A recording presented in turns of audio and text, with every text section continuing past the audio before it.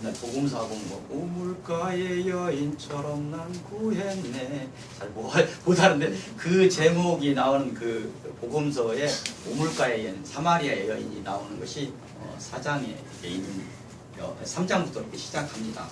그래서 4장이고 지금 이제 본문이 4장이고 이제 3장부터 말씀을 풀어가도록 하겠습니다. 오늘 본문은 4장이고 오늘 말씀은 그 예수님한테 이제 그 바리새인이 낮에는 이제 못 오고 니고데모라는 그 바리새인이 밤에 이렇게 찾아와서 이렇게 예수님과 대화를 이렇게 하는 그런 것 속에서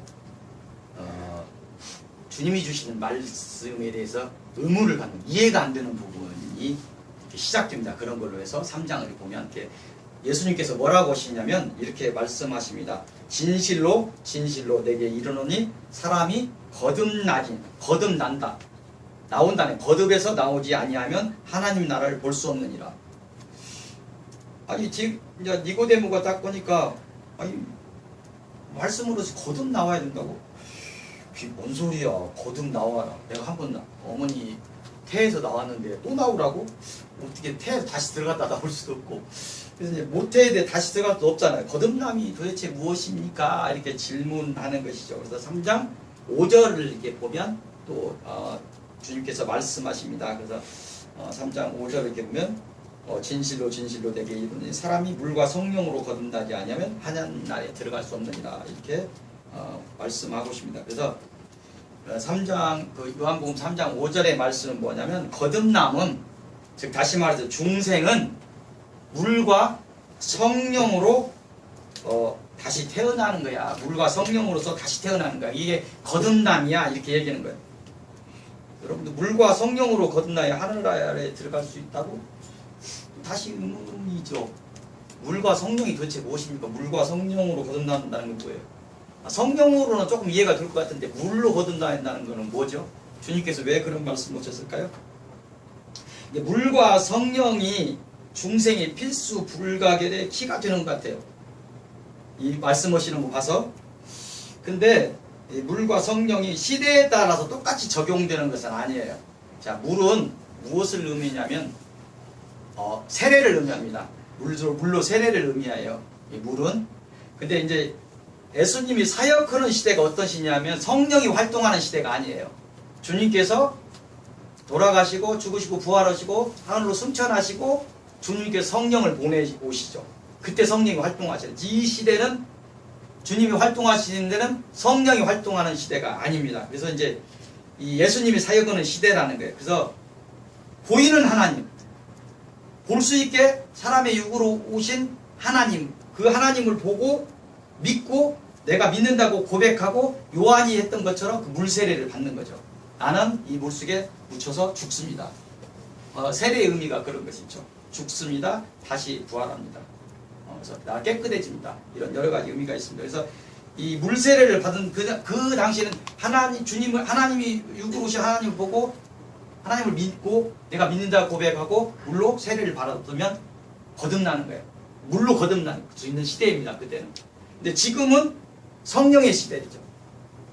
물과 성령으로 거듭난다는 지금은 옛날에는 물로에서 물세례로 거듭났는데 지금 물과 성령으로 거듭난다고 그래요. 우리에 적용되는 말이에요. 물은 뭐냐면 이제 성령은 세례인데 물은 왜 그러냐면 우리가 물로 세례를 받을 때 그것이 거듭남은 아니에요. 근데 케이스는 있을 수 있어요. 사례가. 그 물 세례를 받을 때 진실로 내가 다짐하고 고백하고 하나님 고백할 때 성령 세례가 같이 올 수도 있어요. 그런 케이스는 있을 수 있어요. 물 세례가 성령 세례가 될 수는 없대요. 구원을 이룰 수는 없는데 그것이 연결되면서 시간적인 어떤 차 없이 막 세례 받으면서 하나님에 대한 막 고백이 일어나면서 막 하나님을 뜨겁게 막 고백하고 회개하고 하는 것들이 저가 첫 세례를 받으면서 눈물을 펑펑 흘리면서 받던 그 세례가 생각이 나요. 그런 케이스는 있을 수 있어요. 그래서 세례도 받으라고 하는 거예요. 그래서 이제 이런 아까 얘기했던 것처럼 구원이라는 것이 자기가 내가 구원 받았다 이렇게 하고 구원 이룰 수 있는 것은 아니에요. 근데 다짐 고백 막 이렇게 막 해갖고 될 수 있는 건 아닌데, 물세를 받으면서 내가 진실했다면 성령 세례도 보이지 않지만 받을 수 있다는 그런 것입니다. 그래서 물세례가 성령 세례로 이어질 수 있도록 이 시대에는 받는 자도 주는 자도 말씀을 잘 주고 받는 사람도 기도 속에서 받고 할 때 정말 물세례 속에서 성령 세례까지 이어질 수 있는 그런 케이스도 있을 수 있습니다. 그래서 물세례나 성령 세례나 귀한 것입니다. 실질적인 구원은 성령 세례로, 성령이 오셔서 성령을 받으라. 성령이 오셨을 때 내가 구원이 이루어지는 거예요. 하나님이 내 안에 오셔야, 하나님이 딱 일을 쳐야 하나님의 사람이 되는 거예요. 하나님이 들어오셔서 어떤 차원의 천국을 여는 거예요. 그 지금은 구약 시대처럼 성전이, 교회는 건물이에요. 예배당이에요. 교회라는 개념은 그것이 아니에요. 그래서 하나님의 성전은, 지금의 성전은 사람의 몸에 이루어집니다.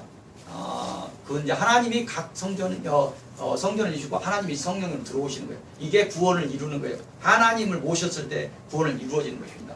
그래서 악한 것이 들어올 때는 사단의 종이 되고, 하나님을 모셨을 때는 하나님의 자녀가 되고 그러는 것입니다. 그래서 이런 부분을 이제 결론은 그러죠. 이 바리새인과 니고데모나 바리새인과 예수님과 이 대화하면서 이렇게 주시고자 하는 그런 말씀이 뭐냐면, 이제 지금 서론 부분에서 어떤 문학적인 부분에서 결론을 딱 내놓고 가는 경우도 있어요. 그래서 나중에 그 끝에 가서 결론을 이렇게 맞춥니다. 충격을 이렇게 딱 결론을 내고 가면서 설명을 가는 방법도 있어요. 이제 결론을 내고 가는 거예요. 결론은, 말씀의 결론은 뭐냐? 성령 세례를 받으라는, 성령을 받으라는 거예요. 오늘 제목처럼 성령 받으라, 거듭나라. 아멘. 네, 이걸 주님께서 말씀하시는 거예요. 그래서 이런 부분을 결론을 내놓고 서론부를 이렇게 이어갈 것입니다. 그래서 이제 본론부는 오늘 본문에 요한복음 4장, 요한복음 4장을 이렇게 펴시고 보면서 요한복음 4장에 어떤 일들이 일어나고 있는가. 그래서 요한복음 4장은 아까 저 복음서 얘기했잖아요. 그 사마리아의 우물가의 여인이 나옵니다. 그래서 우물가의 여인과 예수님과 대화부터 이렇게 시작하고 있어요. 요한복음 4장에 보면 요한복음 4장 첫 이렇게 보면 왜 이제 예수님이 예루살렘을 떠나서 갈릴리로 가고 계시는가가 이제 나오고 있어요. 그래서 뭐냐면 소문이 났어요. 뭔 소문이 나냐면, 야, 세례자 요한이 막 세례 주고 막 이렇게 제자 삼고 세례 베풀는데 예수라는 사람이 나오는데 세례 요한보다도 더 막 제자를 삼고 막 그 세례 베푸는 게 더 많아진다 하는 것들이 바리새인한테 들어갔다. 그런 소리가 들어갔다는 걸 주님이 들었어요. 그래서 위협을 느꼈어요. 지금 때가 아닌데 저들이 나를 위협으로 삼겠다. 그럼 불안해는 지금은 아직 더 사역을 때가 아닌 거예요. 주님이 죽을 때가 아니야. 그래서 피하시는 길입니다. 갈릴리로 가고 있는 거예요. 그 말을 듣고 좀 피해야 되겠다. 내가 너무 유명해지구나. 서익교회는 유명해지면 안 되는 교회입니다. 조용히 이렇게 숨어서 있어야 되는 거예요. 숨어서 있다는 개념이 뭐냐면 때가 될 때까지 기다리면서 이렇게 하시는 건데, 주님도 아직 때가 안 됐어요. 너무 유명해져 버렸어. 바리새인들이 다 들었어. 세례자 요한보다 더 주님이 나사렛 사람 나사렛에서 무슨 선한 것이 나올까 하는데 거기서 예수라는 사람이 와갖고 세례자 요한보다 더 막 제자를 더 많이 삼고 한다는 소리니까 바리새인이 들었다. 그걸 주님이 들은 거예요. 이거 지금 위험하다. 나를 경계 삼겠구나 하고 피하는 거예요. 피하는 자 이런데 주님이 유대를 떠나서 갈릴리로 이제 가시는데, 유대와 갈릴리 북쪽 사이에 사마리아가 있어요. 사마리아가 있는데 그 지역을 직접 통과하셨습니다. 근데 보통 유대인들이 그 사마리아 지역을 통과를 안 했어요. 사마리아 지역을 이방의 땅으로 취급했어요. 이방으로 땅으로 이제 취급을 했는데, 취급한 이유는 있죠. 취급은 있는데 이유는 뭐냐면, 이 사마리아 지역이 역사적으로 남쪽에 남유다, 북이스라엘로 바뀌었어요. 북왕국 남왕국으로 갈라졌을 때 남왕국도 유다와 베냐민 지파가 두 지파를 해서 남유다 남왕국으로 가고 북이스라엘 나머지 10개 지파가 합쳐서 북왕국으로 갑니다. 북이스라엘로 가는데 이 남왕국도 많이 부패했지만 북왕국이 특히 더 많이 부패했어요. 지금 사마리아가 그 북왕국의 수도입니다. 많이 부패해서 그 북쪽에 아시리아, 아수르에 먼저 멸망을 합니다. 북왕국이. 멸망을 하고 나서 그 아수르가 이주 정책을 펴요. 섞으려고 하는 그런 정책이고 피를 혼혈시킵니다. 근데 특히 물론 이 갈릴리 지역도 북이스라엘 지역이죠. 근데 이 북왕국의 이 수도 사마리아가 특히 혼혈률이 심했어요. 그래서 혼혈을 막 2세, 3세가 굉장히 나와버리는 그런 상황이 됐어요. 그래서 이 유대에 있는 사람들이 나중에 이제 하면서 이 사마리아 지역을 이방 땅처럼 취급을 했어요. 유대. 네, 이런 뜻에서 이렇게 이런 부분을 이렇게 알아야 돼요. 사마리아를 왜 이방 땅으로 취급을 했는가를 역사적인 그런 것을 얘기하는 거예요. 그래서 이 사마리아 땅을 이제 예수님께서 다른 사람들은 피해간 이렇게 거룩한 그 유대인 척고는 바리새인이나 이런 사람들은 이 피해가기도 하고 있다고 그래요. 가려보면 이 사마리아 지역을 돌아서 직접 안 타고 근데 빠른 길이고 주님이 뜻이 있었던 것 같아요. 그래서 이 사마리아를 통과하는데 수가라는 동네에서 야곱의 우물이라고 하는 그런 불리는 우물 곁에서 주님이 피곤해서 앉아서 쉬고 있을 때 사마리아 여자 하나가 물을 길러 오면서 예수를 만납니다. 만남. 사람과 사람의 만남도 있지만 이 만남이 중요합니다. 하나님을 만나느냐, 예를 들어 부처를 만나느냐, 이 중요한 게요. 자기 영혼 구원이 달라져 버린다. 누구를 만나냐에 따라서 만남은 굉장히 이 여자가 굉장히 중요한 만남을 이 사마리아 여자가 먼저 일생일 때 중요한 만남을 드린다. 근데 결론을 이렇게 먼저 들여다보면 이 사마리아 여자는 인간의 생사화복을 주장하시는 예수님을 만나게 되는 거예요. 예수님 만나게 해서 구원되는 복된 사람이 되는 거예요. 복된 이제 결론적으로 얘기하면 그래서 이 두 사람의 이제 대화가 시작되죠. 예수께서 여자에게 물을 달라 하면서 이제 대화가 시작됩니다. 근데 예수께서 물을 달라고 하니까 여자가 깜짝 놀라는 거예요. 왜 그러냐면 유대인들이 사마리아 여자를 사람 취급을 하니까 사마리아 사람 혼혈돼 갖고 있다.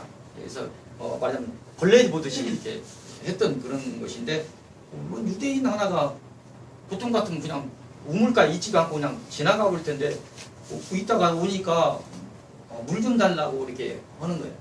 주님께서. 우리가 뭘 알아야 되냐면 주님이 찾아오십니다. 우리가 주님 찾는 거 아니에요. 주님이 먼저 찾아오셔요. 먼저 문을 열라고 이렇게 밖에 서고 있습니다. 그래서 이 깜짝 놀란 것이죠. 보통 유대인들이 사마리아 이방으로 생각하고 피해가기도 하고 만나도 막 벌레 보듯이 하는데 어떤 관계 속에서 이렇게 물을 달라고 하는 것들 아까 얘기했던 그 역사적인 그런 것 중에서 굉장히 피해의식을 그들은 가지고 있죠. 근데 깜짝 놀라는 것이죠. 자신의 땅에 들어오는 것자 꺼리는 그 사람이 그래도 유대인들이 그런 사람들이 유대인 많은데 사마리아 사람이 뭐 이렇게 많이 죽어가도 안 도와줄 유대인이 이상한 유대인을 하나 만난 거예요. 지금 사마리아 여자가 이상한 유대인을 하나 만났습니다. 그래서 스스럼 없이 물을 달라고는 유대인을 만났어요. 더 이상한 말을 하는 거예요. 지금 이상한 말을 하는데 뭔 말씀을 이렇게 하고 있습니까? 이상한 그 말을 하는데 예수께서 이런 말을 해요. 만일 하나님의 선물과 또 내가 물 좀 달라 하는 이가 누구인 줄 알았더라면 이게 10절에 있는 말이에요. 10절에 있는 말. 이렇게 알았더라면 내가 그에게 구하였을 것이고 그가 생수를 내게 주었으리라. 좀 어려운 얘기 같아요. 그래서 네가 나를 지금 누군지 모르지. 그리고 내가 어떤 것을 너에게 줄 수 있는 거를 안다면 내가 너를 구원시킬 수 있는 그 놀라운 선물을 가지고 있는 사람이고 내가 하나님이라는 걸 안다면 너는 네가 날마다 그 기도하던 그런 하나님이 난데 찾는 건데 이 사마리아 사람들도 하나님을 찾았어요. 원래 유대인들이었기 때문에 피는 섞였어도 근데 그런 얘기를 하는 거예요. 네가 눈이 떠서 하나님인 줄 알고 너를 생사화복을 주장하고 너를 구원시킬 수 있는 그 선물을 가진 사람이 그 하나님이 네 앞에 있다는 걸 알면 너는 어떻게든 이걸 받았으려고 할 텐데 그런 얘기를 네가 그렇게 알고 구했으면 너에게 생수를 주었을 텐데 이런 이렇게 말을 하는 것입니다. 이렇게 요한복음 4장 10절의 말씀을 어떤 직접 합법으로 좀 풀어낸다면 이렇게 나올 수도 있을 거예요. 여자여 내가 너에게 줄 선물을 준비했다. 주님께서 오셔서 하고 싶은 얘기는 그런 얘기일 수도 있죠. 직접 앞으로 온다면서 그것은 내가 저에게 줄 선물은 생명의 물이다. 나는 네가 그토록 찾고 찾았던 주다. 나는 주 하나님이다. 이렇게 말씀을 눈을 열어서 나를 좀 보렴. 이렇게 그리고 지금 여기 서있는 성도들에게 말씀하시는 것일 수도 있죠. 그리고 나에게 그 복을 구하려무라. 영원한 생수를 영원히 목마르지 않을 그 생수를 나에게 구하려무라. 내가 너에게 줄 것이다. 이렇게 직접 앞으로는 그런 말씀일 것입니다. 그래서 우리 시대에 이렇게 서있게 성도에게 더 자세하게 이렇게 풀어서 얘기한다면 이런 것일 수도 있어요. 너희들이 주님을 찾았다고 생각하느냐? 오해 말아라 이런 것일 때 사실은 오래전부터 창세전부터 너를 기다리고 있었다. 이렇게 얘기하는 거예요. 너에게 줄 선물을 구원의 선물을 가지고 기다리고 있었다. 이렇게 이야기하고 있을 수 있습니다. 내가 이렇게 주님께서 이렇게 샘물 곁에서 피곤한 듯 누워서 이렇게 기다리는 그 인고의 시간을 왜 기다린 줄 아나? 너를 기다렸다. 너 40이 되도록 너를 내가 기다렸어. 내가 너를 기다리고 있었어. 이런 것을 얘기하는 거지. 내가 누구인 줄 아냐? 너를 창조한 하나님이야. 내 생명의 주관자야. 그런 내가 너를 사랑한다. 너를 지금까지 기다렸다. 창세전부터 너를 예정하고 지금까지 기다렸다. 주님이 하시는 말씀이에요. 놀라운 말씀입니다. 그래서 영의 눈을 뜨고 보면 한 영혼이 천하보다 귀한다는데 한 영혼을 살리기 위해서 어떤 막 하나님의 궁극질 작전보다 더 심하게 한 영혼을 살리기 위해서 그 영적인 것들과 하고 있는 것을 보면 깜짝 놀라게. 내가 그런 속에서 내가 어줍지 않은 존재가 아니구나. 주님이 나 하나 살리기 위해서 막 어떤 그것을 하고 있는가를 영적인 눈을 보면 깜짝 놀라요. 한 영혼이 그만큼 귀합니다. 그래서 내가 그냥 이 자리에 그냥 있는 거야. 내가 찾아와서 그냥 큰일 납니다. 하나님이 찾아오셨고 함께 하시고 우리 선생님한테도 지금 성령이 활동하기 시작해요. 보여요. 본인은 몰라요. 이미 성령이 활동하기 시작했기 때문에 제 치료가 된 거예요. 성령이 활동하지 않으면 치료를 못해요. 본인은 모르지만 하나님께서 활동하기 시작하셨어요. 그게 뭔 얘기냐면 하나님께서 먼저 찾아오신다는 거예요. 내가 하나님을 찾는 거라면 오해 말라는 거예요. 내가 창세전에 너를 예정하였다는 거예요. 구원하고 아멘이 되십니까? 이거는 하나님께서 오셔서 성령을 오시다면 하나님 안 믿어집니다. 그거는 나라는 존재가 대단한 존재가 아니에요. 인문학이 지금 발전하고 있지만 사람이라는 존재가 하는데 무조건 뭘 할 수 이런 대단한 존재가 아니에요. 겸손해져야 돼요. 하나님을 내 머릿속으로 이해할 수 있는 분이 아닙니다. 하나님이 오셨을 때 하나님 이해가 되는 거예요. 하나님을 이해시켜야 돼요. 하나님께서 하나님을 이해시켜야 돼요. 내 안에 오셔서. 내 안에 오셨을 때 내가 하나님 이해가 되기 시작하는 것입니다. 그런 것이 있는 거예요. 네 자존심 내려놓아라. 지금 말씀하시고 네 자존심 내려놓아라. 너의 의지를 내려놓아라. 너의 교만을 내려놓아라. 그리고 나에게 요구하렴. 너에게 주려고 준비한 선물, 구원의 선물을 내가 주겠다. 내가 구하기만 하면 나는 주려 한다. 너에게 생명수를 주려 한다. 너에게 영원한 생명을 보장하는 그런 생명수를 지금 주려 한다. 지금 이 시간에 문을 열고 나에게 구하렴. 이렇게 말씀하고 계실 것입니다. 주님이 예정하고 택하신 백성들을 지금도 부르고 계십니다. 오늘 그 본문을 보면 예수님께서 내가 주는 물은 다시 목마르지 않는다고 하십니다. 더욱 영원히 목마르지 않을 것이라고 얘기하십니다. 주님은 우리의 생명의 근원이 되십니다. 우리의 생명의 주관자가 되십니다. 우리가 마음문을 열고 주님께 생명을 구할 때 주님은 우리 속에 영원히 솟아나는 샘물 같은 영원한 생수를 공급하시면서 우리를 영생의 문으로 인도하실 것입니다. 아멘. 두 번째로 요한복음 3장 16, 요한복음 3장을 한번 보겠습니다. 요한복음 3장 16절부터 17, 18절까지를 좀 보겠습니다. 요한복음 3장 16절 18절까지 잠시 이렇게 묵상을 했습니다. 요한복음 3장 16절의 말씀입니다. 우리가 많이 들었어요. 성경의 가장 키포인트 같은 말씀이다. 정말 주님이 그러세요. 이 키포인트 같은 말씀이다. 많이 외웠죠. 하나님이 세상을 이처럼 사랑하사 독생자를 주셨으니 이렇게 나가면 제가 이제 찬양이 엄청 레벨이 낮아가지고 하나님이 세상을 이처럼 사랑하사 독생자를 주셨으니 이는 그를 믿는 자마다 멸망하지 않고 영생을 하려 하십니다. 왜 예수 그리스도를 이 세상에 내어서 이렇게 십자가에 달게 하셨냐? 이는 저를 예수 그리스도를 믿는 자마다 멸망하지 않고 영원한 삶을 주려고 했다는 거예요. 이게 키 같은 말씀입니다. 요한복음 3장 10절. 이 말씀은 성부 하나님이 우리를 사랑하시기에 마치 이 세상의 사람들 세계의 아들과 독생자, 예수님이 하나님의 독생자고 아들고 그런 개념이 아니에요.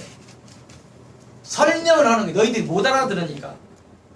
교리적인 삼위일체 읽을 때 다 설명할 수 없고 이해할 수 없어요. 그래서 내가 너희들한테 설명을 한다면 너희들이 생각할 때 마치 세상의 사람들 세계의 아들과 독생자의 그 버금가는 관계인 예수 그리스도를 이 성자 하나님을 성부 하나님께서 너희를 사랑해서 성자 하나님을 우리의 죄를 위하여 희생의 제물로 삼으셨다 이 말씀이에요. 요한복음 3장 16절이. 그래서 이는 다시 얘기하면 왜 그렇게 삼으셨냐 하면 죄의 삭수로 너희들이 죽을 수밖에 없어. 죄의 삭수로 사망으로 달려가는 너희들을 구하기 위해서 주님은 예정된 자들을 멸망시키지 않기 위해서 사랑하는 주님의 자녀들을 영원한 생명의 길로 인도하기 위해서 성자 하나님 예수 그리스도를 그 고통을 감당하게 하셨다는 거예요. 그래서 이 설교를 통해서 이걸 또 말씀하시는 거예요. 너희를 구원시키기 위해서 이 말을 전하고 있다. 결론적인 거예요. 이게 마음을 열어라. 성령을 받아라. 이렇게 예수 그리스도를 믿으라. 이렇게 얘기하고 있는 것입니다. 마음을 열고 손을 내밀어서 주님의 손을 잡을 것을 지금 명령하고 있는 것입니다. 그 명령에 순종하고 화답하시고 여러분들은 마음에 주님을 모시기를 빕니다. 주님이 보내신 성령을 받으시고 성령 하나님의 인도를 받는 복을 누리시기를 빕니다. 우리의 중심인 마음에 하나님의 성전을 이루는 복 중에 복을 누리시기를 바랍니다. 요한복음 3장 17절입니다. 하나님이 그 아들을 세상에 보내신 것은 세상을 심판하려 하심이 아니오 그로 말미암아 세상의 구원을 받게 하심이라 이렇게 말씀하십니다. 지금은 구원의 때입니다. 아직까지는 구원의 때입니다. 심판의 때가 아니고 구원의 때. 구원받을 만한 때요. 구원받을 만한 때 구원을 받아야 된다. 마지막 때 정말 막 열고 있습니다. 어떻게 해도 살리려고 노력하는 거예요. 자기의 의가 아닌데도 막 은혜를 베풀고 있어요. 살리려고. 그래서 겸손해야 됩니다. 첫째도 겸손, 둘째도 겸손, 셋째도 겸손. 모든 교만을 다 내려놓고 겸손해야 돼요. 정말로 구원의 때입니다. 성부 하나님께서 성자 하나님을 세상에 보내시고 고난을 받게 하신 것은 우리의 죄를 해결하고 우리를 구원하기 위함이었습니다. 구원은 구원받을 만한 때에 받아야 합니다. 지금은 말세 지말이라고 해요. 말세 중에서 지말이다. 말세는 예수님 숫자나 올라갈 때부터 말세라고 해요. 말세. 그러니까 모든 세대에서 다 말세라고 나옵니다. 말세 맞습니다. 이건 지말에 말세 중에서 끝쯤 됐다 이렇게 얘기합니다. 그래서 지금은 말세 지말입니다. 그래서 주님이 첫 번 오신 것은 우리 구원을 위해서 오셨습니다. 그래서 다시 오실 주심은 우리 구원을 심판해 주러 오십니다. 구원의 물론 완성을 예수 믿는 자들에게는 구원의 완성을 오시지만 예수 믿지 않는 자들에게는 심판해 주러 오십니다. 심판 주러 오십니다. 그래서 누구도 그 심판을 피해갈 수 없습니다.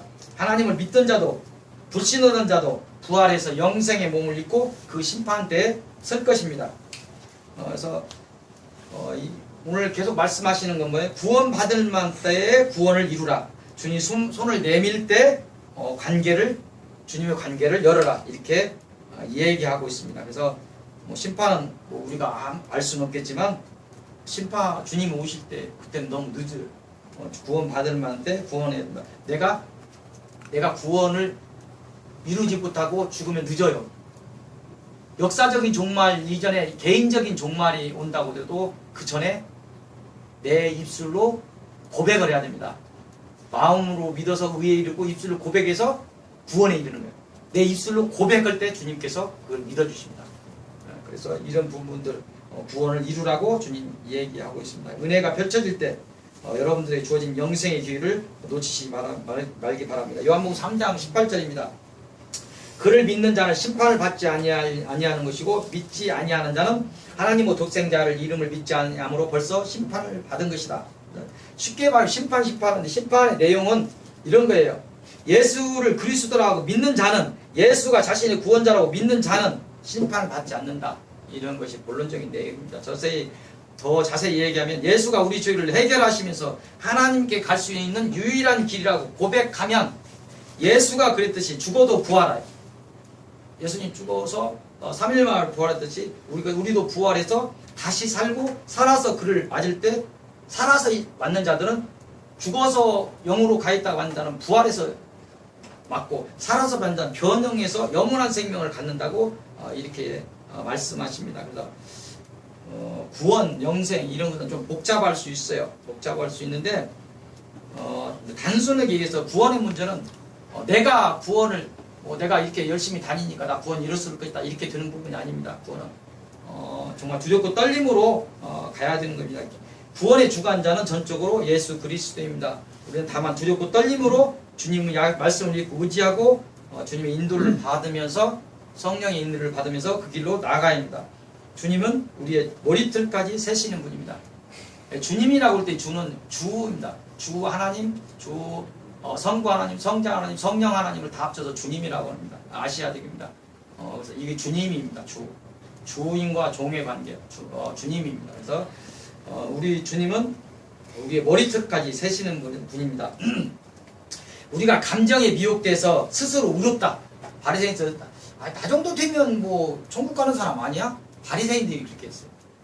내가 이틀에 2번씩 금식하고 온종일 금식하고 내가 막 구제를 얼마큼 하는데, 내가 성경을 아는 그 교리와 말씀을 아는 모세 그거를 내가 달달달 외우고 있고, 내가 하나님 뭐라는 대로 다 했어. 나는 내가 구원을 아니면 누가 이루지? 하나님이 독사의 새끼들. 하나님 앞에서는 다 죄인입니다. 아무리 의로운 일을 해도 죄인이요. 그냥 하나님께 의롭다 칭했을 때죠. 그래서 주님께서 세리를 말씀하시죠. 계속 무릎 꿇고 나는 죄인입니다. 저 죄인이라고 울고 있는 저 의인들을 왔다. 저 죄인을 왔는데 실제적으로는 의인이다. 저 의인이라고 막 집으로 하고 있는 저 죄인들을 위해서 왔지 않다는 거예요. 죄인들을 왔는데 자기 죄인이라고 하고 있는 저 울고 있는 저 세리들을 위해서 내가 왔다는 거예요. 그래서 교만하면 안 돼요. 그래서 하나님 앞에 인간은 그냥 죄인입니다. 교만과 동시에 이 사단이 타락해서 사단이 되어버렸듯이 교만은 우리 인간도 상당히 조심해야 돼요. 교만했을 때 다 넘어집니다. 많은 지도자들이 교만 때문에 많이 넘어집니다. 그래서 이런 부분을 우리가 아셔야 됩니다. 두렵고 떨림으로 세리와 같은 고백으로 주님 앞 영원한 죄임을 고백하며 나가야 할 것입니다. 요한복음 3장 7장 37절 보면서 7장을 한번 보겠습니다. 요한복음 7장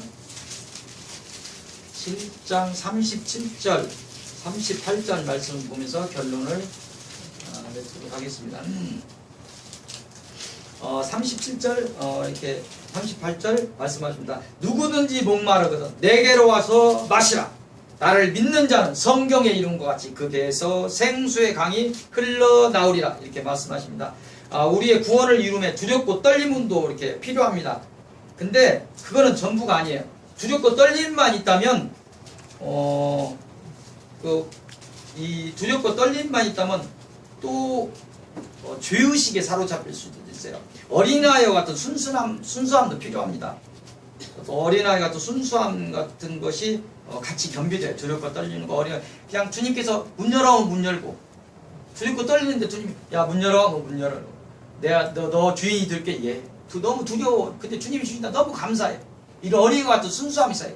아, 당신이 누구신데요? 내가 머릿속에서 좀 이해되면 내가 당신 믿을게요. 이런 거 아니에요. 구원받을 만한 때다 열어. 그럼 여는다. 사자성의 질탁동시라는 거 있죠. 질탁동시. 그게 병아리가 이렇게 딱 때립니다. 그러니까 어미가 이렇게 때리는데 절대 이 병아리가 먼저 쪼아서 내가 살아있다 하는 것을 표시하지 않을 때는 어미 닭이 쫓지 않습니다. 근데 그걸 보고 있으면서 그 표시가 미묘 올 때 쳐줍니다. 병아리가 못 깨고 나와요. 쳐져요. 동시에 일어나는 거예요. 주님께서 문을 좀 계시록 3장 26절 내가 밖에서 기다리고 있다는 문을 조금만 마음만 먹으렴. 내가 열어주마. 마음이 급해. 네가 열라고 손 잡고 막 이런 힘 쓰는 것만 내가 열어주고 싶은 거야. 예, 그 주님이 그렇게 말씀하시는 거예요. 그래서 어린아이 같은 순수함으로 지금 구원받을 만한 때 구원을 받아요. 오늘 지금 성령을 받으라고 할 때 성령을 받아요. 마음을 문을 열으라고 할 때 열어야 돼요. 그 어린아이 같은 순수함이 좀 있어야 돼요. 그게 천국에 들어가는 사람입니다. 어린아이와 같지 않으면 천국에 들어갈 수 없다고 얘기하십니다.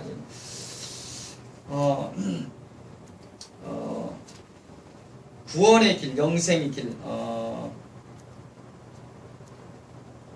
요즘 저한테 오는 것들은 절대 신뢰, 절대 순종 이런 것들을 많이 이렇게 말씀을 하십니다. 어린아이와 같이 절대 순종.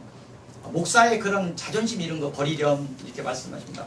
멋있는 옷 다니고 밖에 나갈 때 나는 목사는 밖에 나갈 때 양복 입고 이렇게 다녀야 되는 줄 알았어요. 선배들이 다 그러니까 쟤는 항상 딱 보면 목사 타입이 있습니다.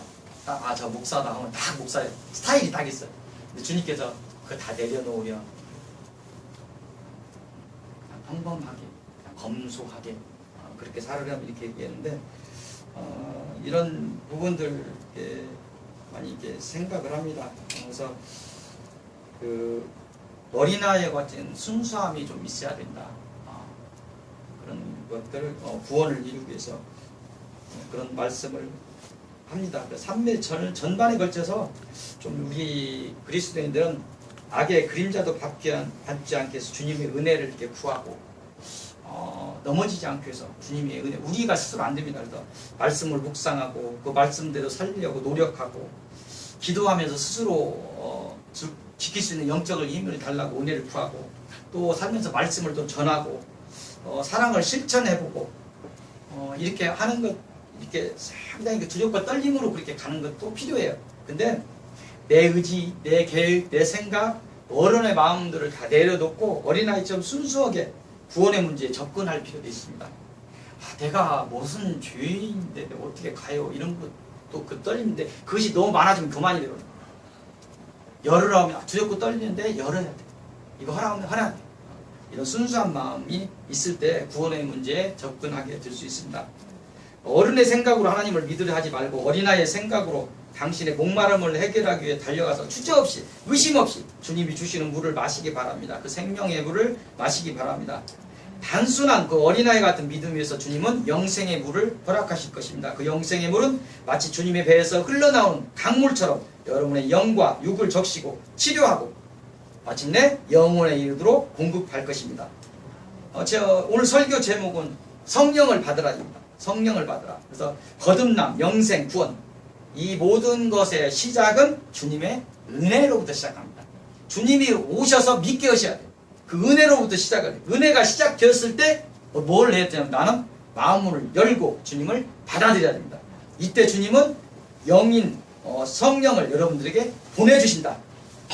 이게 오늘 설교 복잡한 것 같은데 결론적인 게 간단히 이래요. 성령을 받으라.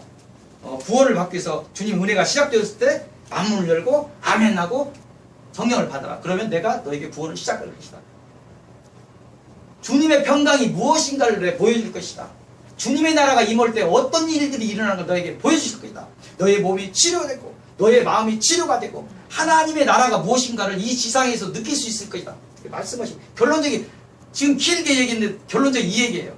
그래서 이것이 이 모든 설교의 결론이에요. 주님이 주시는 성령을 받으시기 바랍니다. 오늘 성령을 받으시기 위해서 여러분들의 면모선 걸어놓은 구원을 이루시고 더러는 영적인 힘을 회복하시고 더러는 사명 감당할 은사들을 받아시고 더러는 주님이 주시는 평강을 이루시기를 바랍니다. 그래서 오늘 주님께서 이 설교를 위해서 말씀을 허락하셨어요. 그래서 우리 박한지 집사, 변성영 선생님, 우리 최림이 거듭남과 중생을 위해서 이 설교를 준비하셨다고 하나님께서 말씀을 했어요. 그래서 아멘으로 받으시기 바랍니다. 아멘으로 받을 때 성령께서 활동하실 것입니다. 아멘. 아멘. 그래서 그리고 우리 박경희 집사 같은 경우 박경화 집사, 이한겸 집사 은사들이 있답니다. 그래서 나중에 가셔도 이미 와 있대요. 기도 많이 하시길 바랍니다. 성령을 받아라. 이 말씀을 생각하면서 주님이 내 안에 오셔서 성령을 받아. 하나님을 모셔라 이런 거예요. 받으라 하는 게 봐. 이게 표현이 좀 뭐인가 하나님을 모셔라. 네 안에 모셔라. 그 안에서 어떻게 활동하는 걸 내가 보여주겠다. 하나님이 어떤 분임을 보였다. 이렇게 말씀하십니다. 주도 승리하시기를 바랍니다. 기도하시겠습니다. 하나님 감사합니다. 저희에게 저희 성령을 받으라고 말씀하시는 오늘 설교를 듣습니다. 주님께서 은혜를 베푸셔야 우리가 주님을 느낄 수 있습니다. 주님께서 은혜를 베푸심을 감사드립니다. 주님이 은혜 받을 때 주님을 은혜 받을 때 문을 열으라. 구원 받을 만한 구원을 이루라는 주님의 말씀을 듣습니다. 지금 이 시간 주님께서 함께 해주시고 주님께서 성령을 받으라고 하십니다. 저희의 마음을 열게 하시고 어린아이 같은 순수한 마음을 가지고 주님을 받아들일 수 있는 저희들이 될 수 있도록 주님께서 은혜를 베풀어 주옵소서. 하나님의 사람으로 하나님을 사랑한다고 고백하면서 하나님의 평강을 누리는 천국을 누리는 그러한 하나님의 자녀들로 만들어 주옵소서. 모든 말씀 주 예수 그리스도 이름으로 기도하옵나이다. 아멘.